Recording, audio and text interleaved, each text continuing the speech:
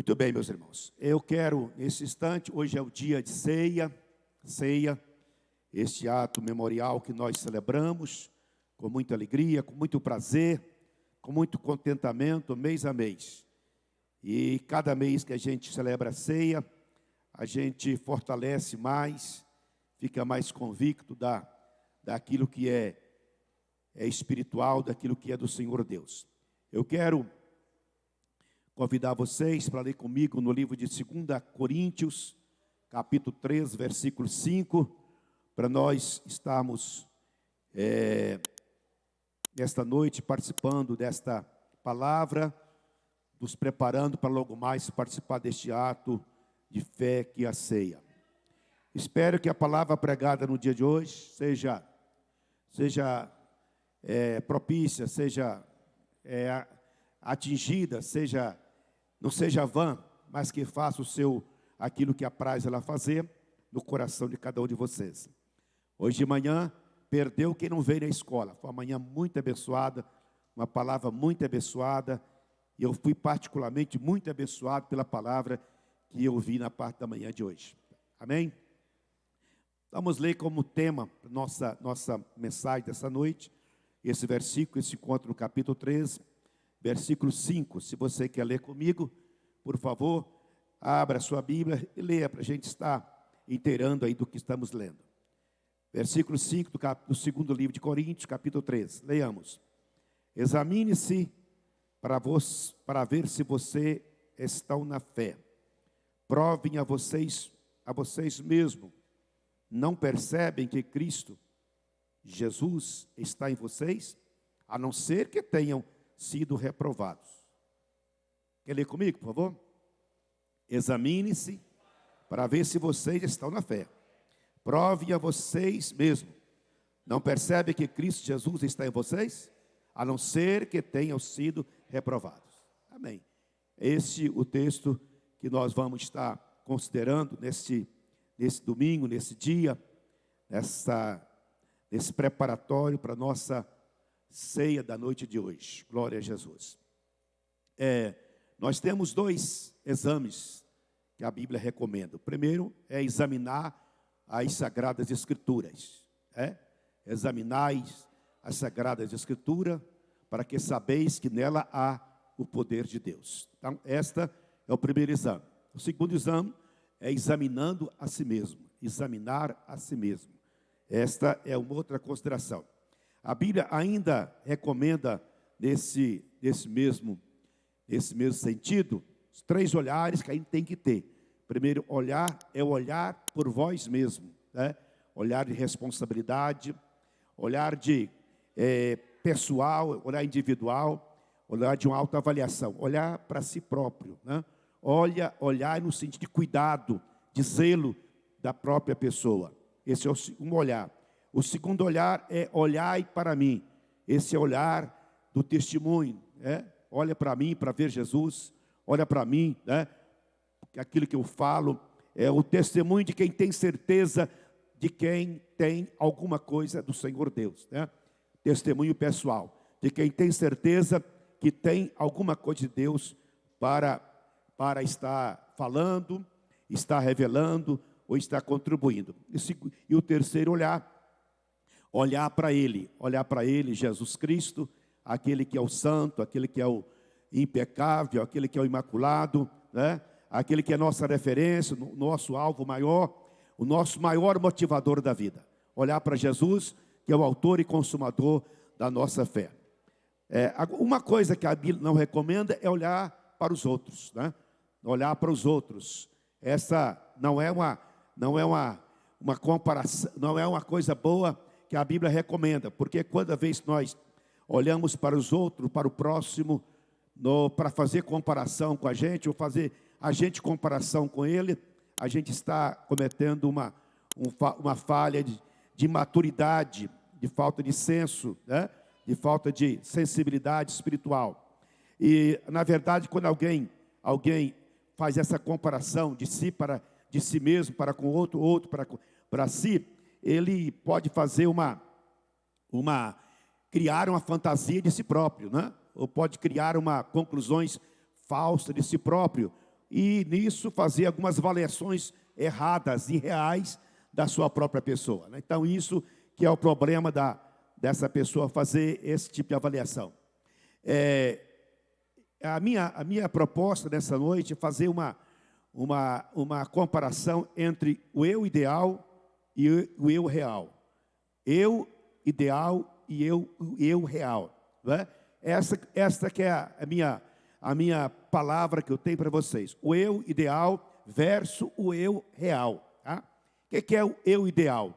O eu ideal é o que eu preciso ser e não consigo ser. Tá? O eu ideal é aquilo que eu deveria ser, mas que eu preciso melhorar, trabalhar, para que eu consiga aproximar desse homem, dessa pessoa, desse ser que eu devia ser.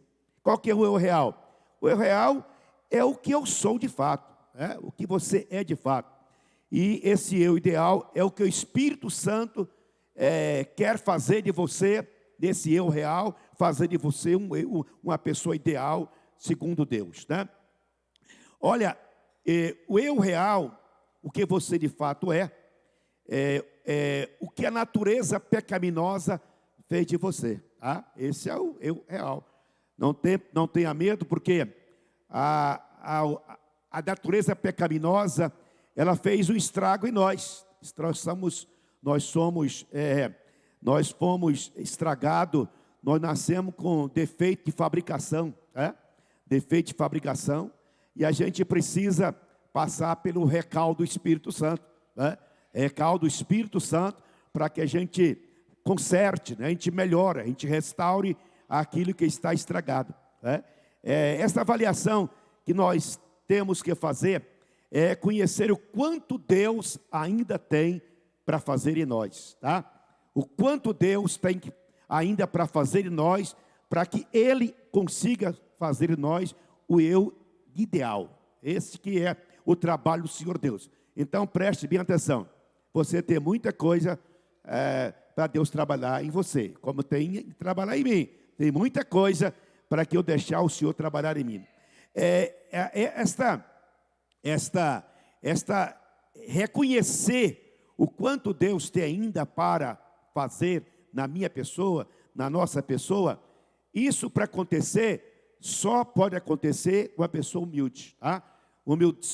Somente com humildade é que consegue alcançar esta bênção, né? Porque a humildade é pensar exatamente o que você é, nem mais nem menos, nem além nem aquém. É você pensar certamente o que você é. O que é orgulho? Orgulho é a pessoa pensar que ela é o eu ideal. Eu me basto, né? A pessoa que pensa que ela se basta, ela não precisa de melhorar, não precisa de mais nada, ela é completa. Isso é orgulho, né? Isso é puro orgulho. E a gente precisa, portanto, reconhecer que a gente às vezes, falsamente, cria um perfil que não confere com a gente, né? Um perfil falso, né? Não pensamos corretamente o que nós somos. Às vezes pensamos o que não confere com a gente não vive na realidade da sua pessoa. Isto é um problema que a gente tem que tratar. E aí nós vamos considerar isso, porque eu preciso aprender o que a Bíblia recomenda acerca disso. É o livro de João, capítulo 17, versículo 3, Jesus fala assim: esta é a vida eterna, que te conheçam o único Deus verdadeiro e a Jesus Cristo a quem enviaste. Esta é a vida eterna, que conheça a Deus e a Jesus Cristo a quem enviaste. Conhecer a Deus é uma coisa que é importante a gente estar consciente desse relacionamento com Deus. É que não basta a gente falar que conhece Deus, tá? Não basta falar. O verdadeiro conhecimento de Deus, a correspondência é: Deus também me conhece, né? Deus também me conhece. Aquele caso de algumas pessoas vão chegar no céu e falar: Senhor, mas eu fiz tanto para ti, eu trabalhei, eu profetizei, eu expulsei demônio, eu construí igreja, eu fiz obra, mas eu não te conheço. Eu não te conheço, não sei quem você é. Apartai de mim, vós que praticais a iniquidade. Então, a importância é exatamente isto, né? A gente a gente ter consciência que conhecemos Deus e que Deus nos conhece. A gente, nesse texto que a gente está falando aqui, estou falando de uma autoavaliação. Autoavaliação, nós encontramos um versículo que combina muito bem com essa palavra que está em Lamentações 3 e 4. Livro de Lamentações 3 e 4. Fala assim: ensina-me, Senhor, e prova-me, esquadrinha a minha mente e o meu coração. Veja bem, a profundidade desse versículo: ensina-me, Senhor, e prova-me, esquadrinha. O que é esquadrinhar aqui? É penetrar o mais profundo da nossa intimidade, né? É ir no quarto secreto da nossa alma, tá? É penetrar nossa mais profunda personalidade, né? É esse pedido que o profeta está falando: examina-me, Senhor, prova-me, tira a prova, Senhor, de mim, te esquadrinha, perescruta o meu interior, né? Que a tua lâmpada faz uma varredura na minha alma e no meu espírito, na minha mente e no meu coração, né? E aí está falando de pensamento, de emoções, de sentimento, de imagens, de imaginações, de desejo, de revoltas, de mágoas e assim por diante. E a Bíblia tem vários versículos que recomendam isso. Eu vou fazer a leitura de alguns versículos, porque eu acho que é importante a Bíblia estar nessa hora sendo usada em favor de você. Por exemplo, o Salmo 7:9, nós temos a seguinte expressão do salmista: Deus justo, que sondas a mente e o coração dos homens, dá fim à maldade dos ímpios e ao justo da segurança. Deus justo que sonda mente e coração dos homens. No Salmo 26:2, também de Davi, versículo 2, ele fala: sonda-me, Senhor, e prova-me, examina o meu coração e a minha mente. Examina o meu coração e a minha mente. Se você vê o Salmo 139 também, é um convite do salmista: Senhor, tu que conheces-me, o meu levantar, o meu assentar, meus pensamentos, as intenções dos meus pensamentos, você avalia a minha vida. Será que há entre mim alguma coisa que não está do seu agrado, Senhor? Sou o Senhor que sabe. Aí nós temos também nessa mesma expressão, esse mesmo desejo da Bíblia em falar para nós.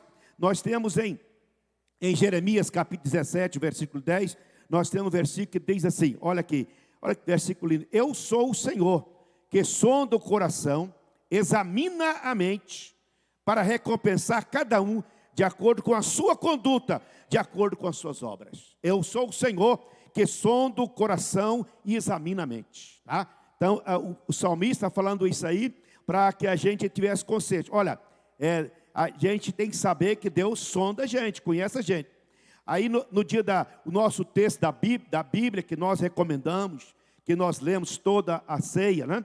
O capítulo 11 de 1 Coríntios, versículo 28, fala assim: examina-se, pois, o homem a si mesmo, e então coma do pão e beba do cálice.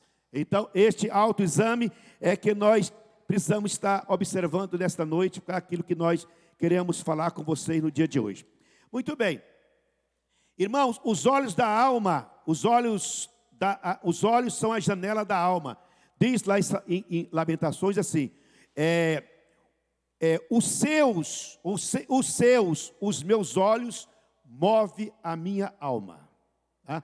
Os nossos olhos move a nossa alma. Então, aqui nós estamos falando, portanto, o modo qual a perspectiva pela qual ótica a gente está vendo a coisa. Com qual olhar você está avaliando a vida, você avaliando as coisas, os acontecimentos, com qual olhar você avalia a si próprio, avalia a igreja, avalia Jesus e assim por diante, né? Então, o convite sempre é esse: olhando para Jesus, não olhando para si mesmo, para a circunstância e nem para os obstáculos, né? Porque o estado da alma depende dos olhos, com que os olhos nós estamos vendo as coisas. O que o coração sente, reflexo daquilo que nós vemos com a alma, e o que a boca fala, e o que a mente pensa. quando estou olhando para Jesus, sentindo o poder, sentindo bater no meu coração a sua presença, a minha boca glorifica a Deus, e a minha mente pensa também em Deus. Então a nossa compreensão disso tem que ser plenamente entendida. Agora, a gente quando fala sobre esse sentido aí, quando a gente invoca, por exemplo, o Salmo 139, qual que é a proposta, qual que é a intenção do Espírito Santo em falar com a gente para isso? Primeiro, que não é uma proposta, não é a intenção, não é, de estar destruindo a gente, condenando a gente, julgando a gente. Não é isso, não é? Não tem uma proposta de estar fazendo medo da gente. Ao contrário, a proposta do Espírito Santo, quando faz isso, é de salvar a gente, restaurar a gente, ajudar a gente, purificar a gente, e assim por diante. Então, a proposta sempre é essa. Então, a palavra é essa: não tenha medo de confrontar com o seu eu, tá? De fazer a sua autoavaliação. Não tenha medo. Não tenha medo, não esconda de você mesmo. Tenha coragem de mostrar você para você e perguntar: Senhor, eu quero me examinar, saber de fato, de verdade. Eu quero ter certeza, Jesus, que o Senhor habita de verdade na minha vida, ou estou mentindo, é brincadeira minha, ou estou enganando eu mesmo. Eu quero essa prova, né? Porque lá em Hebreus capítulo 11, versículo 1, nós temos lá a prova daquilo que nós cremos, né? A fé, a gente ao ler o capítulo 11 de Hebreus, a gente tem aqui a ideia precisa do que as coisas espirituais. A fé é a certeza daquilo que esperamos e a prova das coisas que não vemos. Então aqui é o seguinte, é a certeza, eu quero ter a certeza, a prova que Jesus está dentro de mim. Eu quero ter a certeza que Jesus habita em mim. Eu não quero pensar isso como uma mera teoria religiosa. Eu não quero pensar isso como uma mera expectativa de um dia acontecer. Não, a Bíblia examine, pois, a você mesmo, para que você prove que Jesus está dentro de você. Esse é o texto que nós lemos aqui no capítulo 11, né, de Coríntios 13:5. Examina-se para ver se vocês estão na fé. Estar na fé parece aqui que é fácil, né? É fácil. Está na fé, irmão? Estou. Esse é bom. Levanta a mão e fala. Agora, prove a você mesmo. Prova a você mesmo. Não percebem que Cristo Jesus está em vocês? Essa prova que Cristo Jesus está dentro de vocês, esta prova, você tem que tirar a prova dos 9, né? Você tem que tirar a prova dos 9. Agora veja bem, por que o Espírito Santo faz esta proposta, ou faz para a gente esse insulto aí, desse autoexame, o exame feito pelo Espírito Santo, né? Essa proposta é a seguinte: é para a gente deixar o Espírito Santo fazer faxina em nosso interior. Deixar que o Espírito Santo faça uma faxina em nosso interior. Ou seja, deixar o Espírito Santo visitar aquela casinha, aquele quartinho, aquela despensa que você guardou no seu interior, que nem você tem coragem de entrar, está com vergonha de entrar. É nesse quartinho, às vezes, que nós guardamos o lixo. Guardamos o que não presta. Guardamos o que nós não queremos que os outros saibam que nós temos ou fazemos, ou pensamos ou sentimos. É lá nesse lugar que a gente não tem coragem de falar, a gente tem que pedir: Espírito Santo, vai lá e varra o meu interior. E tira para fora todo o lixo que está poluindo a minha vida, que está estragando o meu pensamento, que está poluindo o meu coração, que está estragando a minha paz e a minha comunhão com o Senhor. Irmão, a verdade é essa.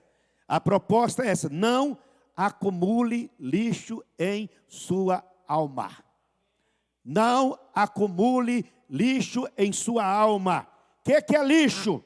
Lixo na alma, sabe o que é lixo na alma?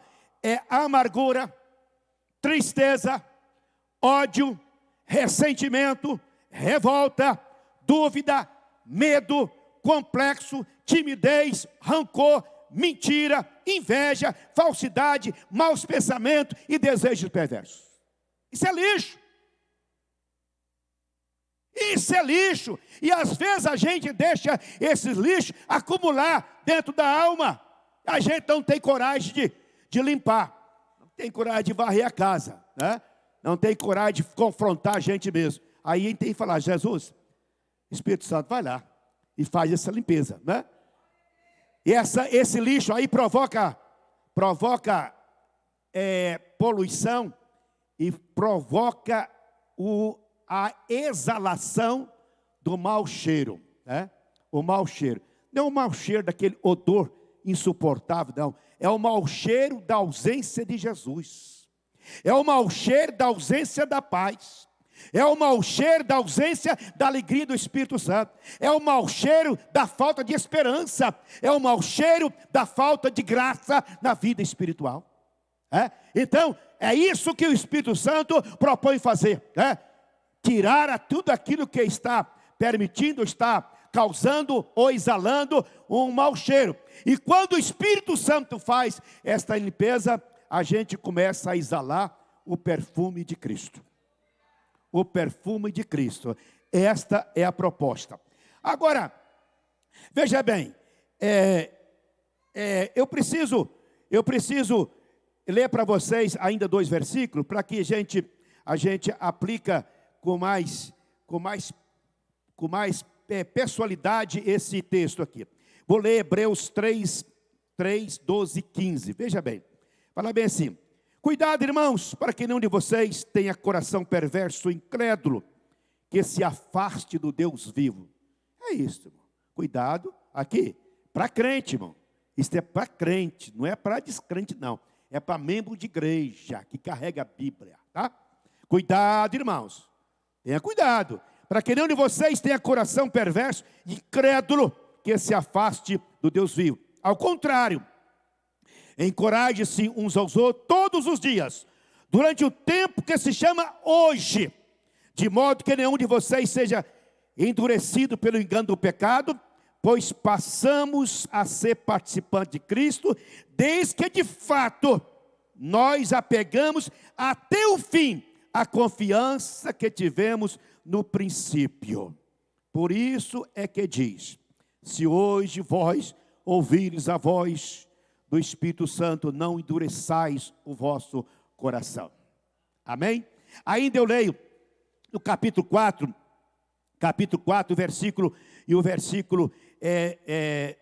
versículo 12 também, aonde fala bem assim, fala assim: pois a palavra de Deus é viva e eficaz, e mais afiada do que qualquer espada de 2 gumes. Ela penetra até que ponha a dividir alma e espírito, juntas e medulas, julga os pensamentos. Aí, esse aqui que é o mais sério dessa palavra. Julga os pensamentos e as intenções do coração.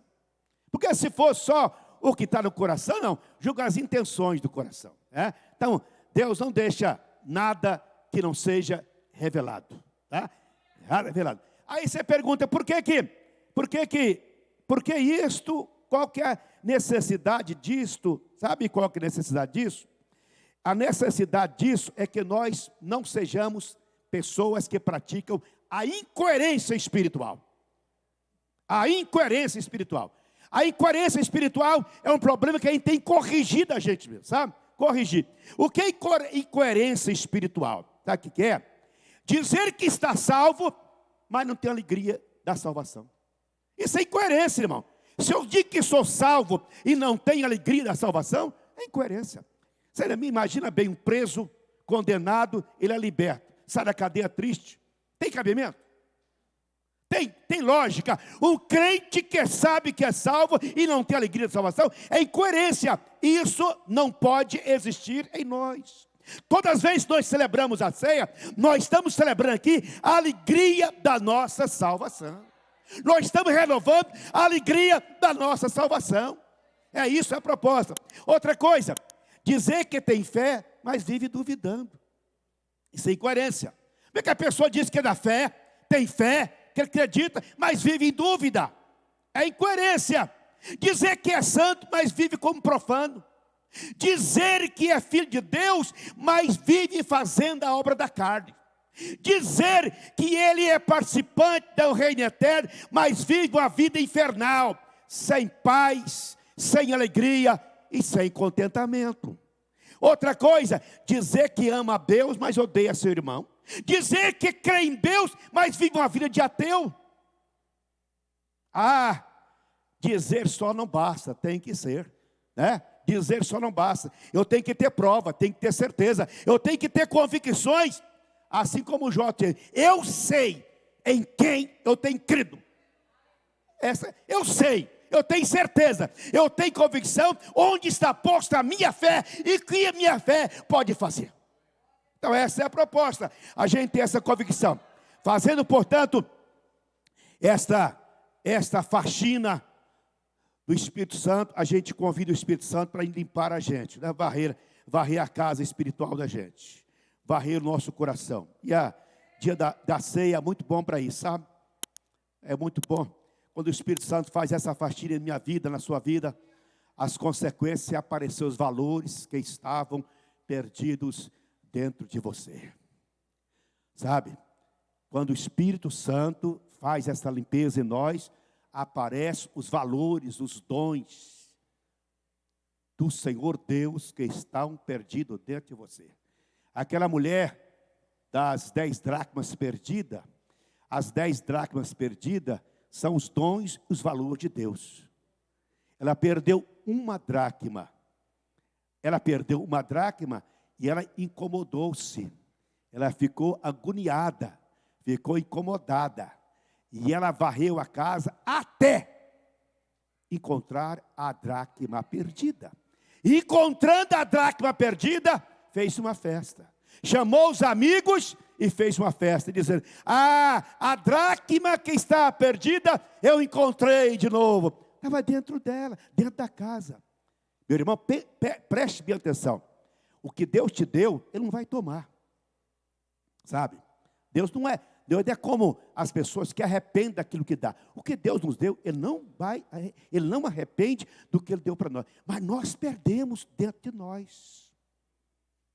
Aí, muitas coisas a gente precisa reaver de Deus que está em nós. E como que a forma de reaver o que nós temos de Deus dentro de nós? É deixar o Espírito Santo varrer a casa.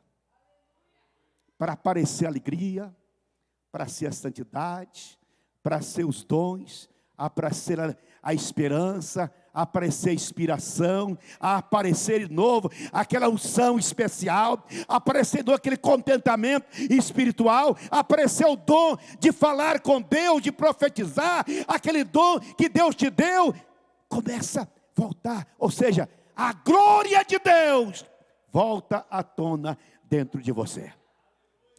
Agora, eu quero encerrar esta nossa palavra preparatória para a ceia, dizer o objetivo final disso tudo que o Espírito Santo faz com a gente. O Espírito Santo, quando faz isso com a gente, varre a nossa casa, tira o lixo para fora, a gente volta a trazer à tona a glória de Deus, a vida fica mais leve, fica mais saudável, fica mais confortante. Amém? Todas as vezes que eu sinto desconforto na minha vida, que a vida está pesada, estou suportando alguma coisa, não é o que está causando isso, que está fazendo essa situação, é porque eu estou perdendo algum valor de Deus dentro de mim. Não há tribulação, não há luta, não há dificuldade que suporta um coração feliz e alegre com o Senhor. Não há dor que suporta o homem alegre com o Senhor Deus.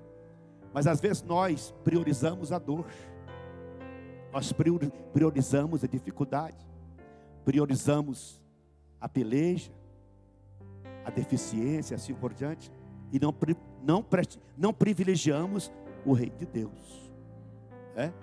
Não privilegiamos o Rei de Deus. Às vezes, portanto, que eu deixo que as coisas pessoais, as emoções, as coisas do mundo, abafa o que é de Deus dentro de mim, eu não reflito a glória do Senhor Deus.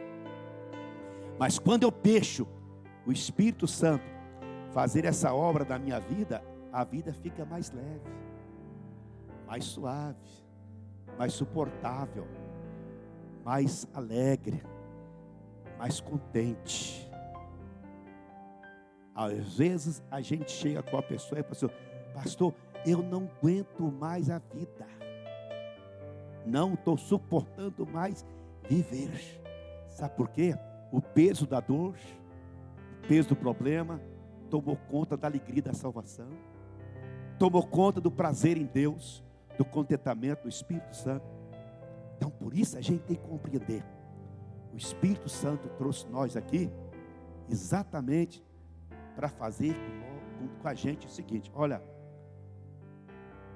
esse que é o problema, não concentre em você, tá? Não seja você o centro da sua vida, cabe com isso. Não seja você o motivo maior do seu dia. Aprenda, o centro da minha vida é Deus, é Jesus, é a sua vontade, é a sua palavra. Quando você faz isso, a vida muda, meu irmão. Quando você torna o Senhor o comandante, né? Aquele que está com a casa limpa, com a casa limpa. Aquele hino nós cantamos, a família da família. Jesus tem prazer em habitar na sua casa, né? Gente, Jesus tem que ter prazer em habitar no meu coração. Pensa bem. Vamos assim materializar um pouco aqui a ideia do que é espiritual. Então Jesus é o rei, é o Senhor, é o convidado, é a pessoa que está em nós. Imagina Jesus em nós, e nós falando que estamos derrotados, estamos enfraquecidos, estamos tristes, estamos em dúvida. Imagina isso como chega para Jesus. Imagina alguém que tem Jesus no coração, mas que está deixando a amargura, deixando o rancor, deixando o ódio prevalecer. Irmão, você está dizendo assim: Jesus, o Senhor não faz mais diferença na minha vida. O Senhor não tem feito mais efeito na minha vida. Quando Jesus está em nós, a vida é uma bênção. Amém? Quando Jesus reina em nós, a glória do Senhor traz à tona a glória de Deus em nossa vida. O semblante dessa pessoa exala a glória de Deus. O olhar dessa pessoa, o olhar de quem tem a glória de Deus em seu interior. O seu pensamento pensa as coisas espirituais. As suas emoções estão tomadas para aquilo que é de Deus. Aí você fala: mas pastor, você está falando coisa que é muito assim, muito teórica. Você não sabe o que eu estou passando. Não sabe o que eu estou passando.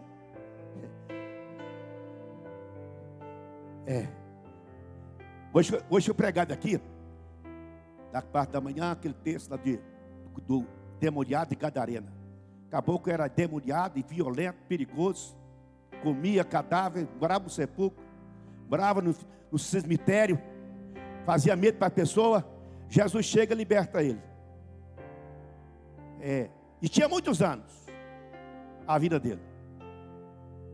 Aí Jesus liberta, expulsa o demônio dele, ele fica curado, senta aos pés de Jesus, fica fascinado com Jesus, fala: Jesus, eu quero seguir o Senhor, eu quero ir onde o Senhor for. Aí Jesus fala: não, faz o seguinte, vai comigo não, deixa eu ir com você, vai para sua casa e conta o que eu fiz para você.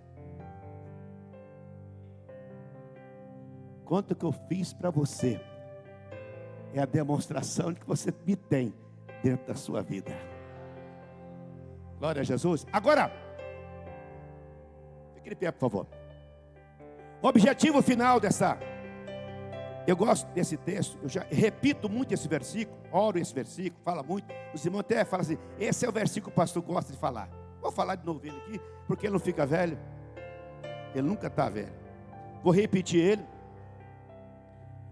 para a gente estar reafirmando aqui esta noite, a proposta do Espírito Santo.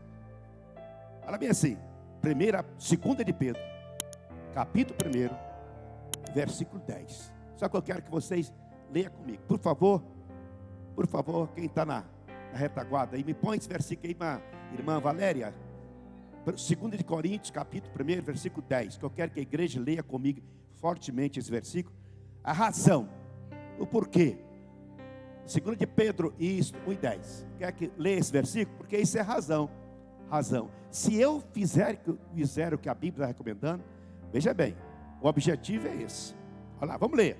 Leia forte. Portanto, irmãos, empenham-se ainda mais para consolidar o chamado e a eleição de vocês. Pois se assim agirem desta forma, outra vez, tchau.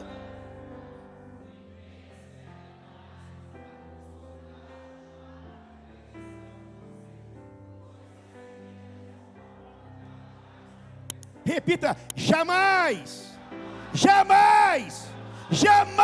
tropeçarão. Jamais. Aleluia. Se vocês atenderem à vontade do Espírito Santo nesta proposta aqui, e valorizar a chamada e a eleição que Deus fez em nós, né? Agindo assim, não deixando que o seu conceito, a sua ideia pessoal atrapalhe o que Jesus tem para fazer em você. Se você for humilde para pensar, Senhor, eu preciso melhorar ainda mais, eu preciso ser mais crente, eu preciso ser mais santo, eu preciso ser mais fiel, eu preciso ser mais leal, eu preciso, Senhor, dedicar mais. Quando você quiser isso, desejar isso, o Espírito Santo vai te ajudar a você fortalecer cada vez mais. E a chamada dele para você, a eleição do Espírito Santo a você, será poderosamente sólida, forte. Aquilo que não move, aquilo que não é destruído. Solidez, consolidar o que nós temos de Deus, chamada e eleição. E nós jamais tropeçaremos, se nós tivermos essa graça de humildemente confessar: Senhor, eu sou o eu que eu sou. É exatamente aquilo que eu preciso que o Espírito Santo faça para que eu torne o eu ideal de Deus. Aleluia, aleluia. Deus está trabalhando em você. Agora preste bem atenção, irmão. Eu gosto de falar muito isso também. Vou falar mais uma vez. Não conta para ninguém não, só para você. Você dá muito trabalho para Deus.